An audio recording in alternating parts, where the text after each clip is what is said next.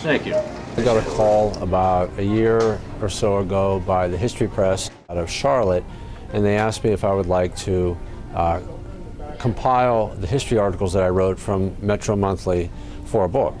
And I thought about it, and I suggested that instead of just having my history articles, could they open it up to include all the variety of writers that have written history for me. And they said yes. And which article's yours? She did Little Steel Strike article and then the article of Briar Hill. Oh, okay. It's not a comprehensive history of Youngstown. It's highlights its major points in Youngstown's history, and it's also some of the more interesting things and people that happened, people that lived in Youngstown, and also some of the interesting things that happened in Youngstown. So you were on the north side? Yeah. Okay. Mm-hmm. Which street were you? Francisco, okay. Crandall Park. Hi. What's your name? Ilona. Okay. It's a nice Hungarian name. It is, but I'm German. Okay. If you're speaking about Youngstown history, if you talk about something, people will always have something they can add on to it. So I guess that what I meant when people talk, that Youngstowners talk for generations, they do talk a lot about, their experiences. And unfortunately, a lot of people don't think that some of their experiences are that important, except when they're among people that they know. And that's really a shame, though, too, because everyone's story, it seems to be a Youngstown sensibility in telling a story, too. There's always a lot of irony. There's a little bit of black humor, that creeps into the storytelling. And it's almost like the story it generally has a punchline, but it's not a joke. But there's always a point to the story. And I just want to get an idea again how Youngstown used to be and what it can be again. I think I wanted to see what Youngstown used to be like, and so that we could feel more positive about the city. Actually, in some cases, a lot of the stories were generated by the writers themselves, and I guess what I look for in history writing is something that's really not every minor detail, but really kind of telling what something means, or maybe interpreting what something meant. I really liked Marie Shellock's Little Steel Strike article. Marie worked for many years at the Youngstown Vindicator, and she had that journalistic approach to how she wrote it, and she was very organized. And I remember, I was in the office with her when she was writing it, and it was just interesting to see how she put that all together.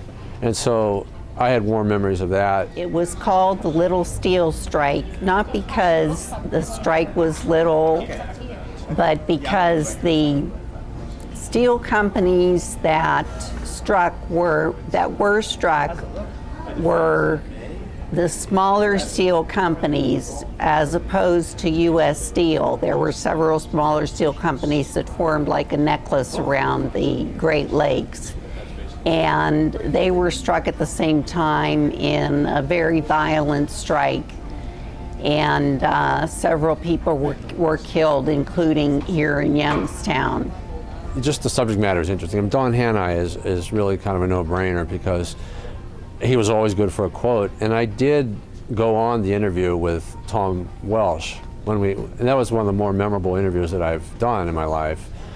I decided to call Don Hanai and see if it was possible to do an interview, and I wasn't altogether sure that was going to happen because this was a kind of, let's put it this way, the conclusion was beginning to look clear that he was going to be pushed out of office. I can't tell you give you most of the details of that conversation because a lot of it was very humorous and very profane.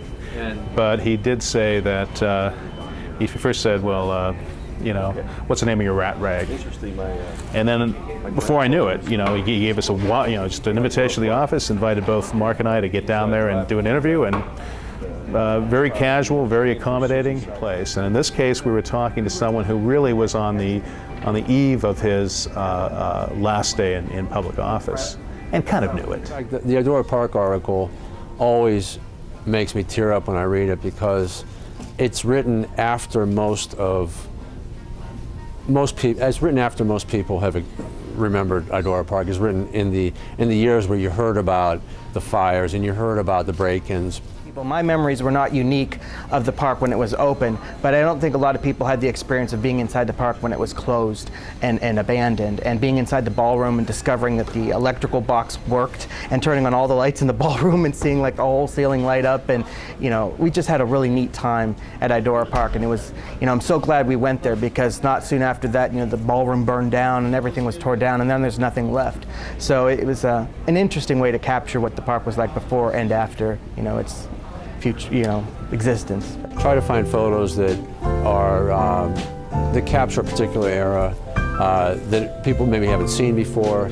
And I also think the other thing too is that a lot of times certain eras resonate with people more than others. I think photos from the 40s and the 50s and the 60s would be more appealing to people than photos from the Victorian age, just because a lot of people grew up during that time, or they were children during that time, or they remember downtown or Idora Park during that time. Here's another author. Excellent. We have to get Tom Walsh, Dr. Walsh. Now Dr. Walsh. Well, that's kind of why I got it. I love Youngstown. I work in downtown Youngstown. I live on the west side. I love Youngstown now, but I never knew Youngstown in its heyday as Steel Town and as, when all the clubs were open, when it was a hoppin' town. So I'm really interested in hearing part of that. I vaguely remember Idora Park. So it's very interesting to me to hear a lot of Youngstown's history, especially the entertainment and pop culture history. I live in Youngstown.